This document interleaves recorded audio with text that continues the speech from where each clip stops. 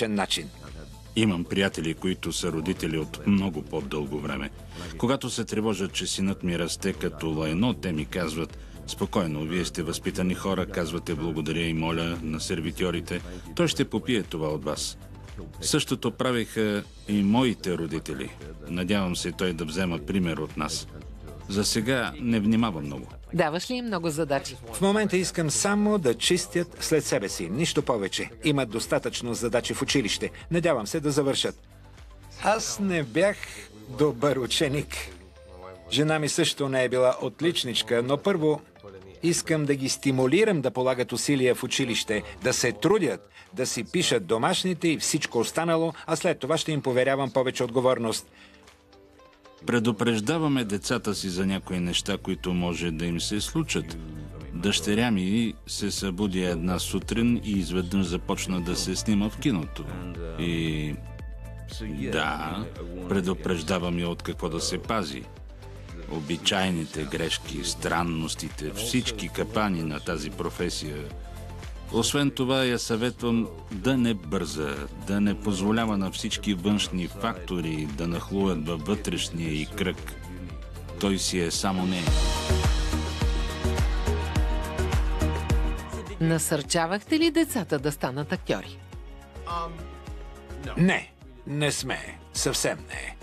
Кейти го искаше от малка. Знаехме го. Затова подходихме съвсем делово от най-ранното й детство.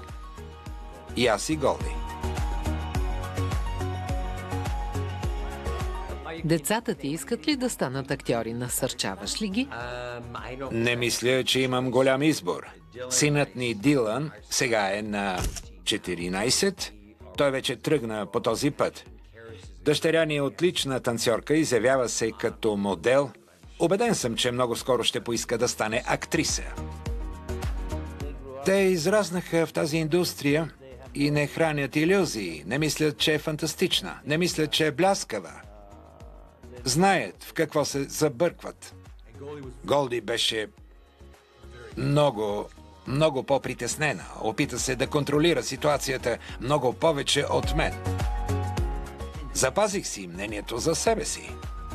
Държах Кейт да изпълни една от ролите в бягство от Лос-Анджелис. През 95-та или 96-та година Кейт беше само на 17 и беше идеална за ролята, но Голди каза: така ли искаш да започне кариерата ти? Тази роля, когато баща ти на практика е звездата във филма, и на мен ми беше минало през ума, но мислех, че няма нищо лошо, защото знаех, че тя е добра. Но Кейт реши да откаже, така че тя всъщност отказа първата си доста голяма роля. Забравяла ли си? Малко. Време е да се припомниш малката. Първо, всяко гадже, което водят вкъщи, е с габаритите на Долф Лундгрен. Това е първата грешка. Второ, аз съм в абсолютно малцинство. Дори кучетата вкъщи са женски. Да, всички. Аз съм много самотен мъж. Затова се снимам в Рамбо. Само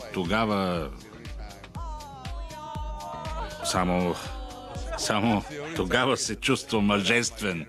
Така е.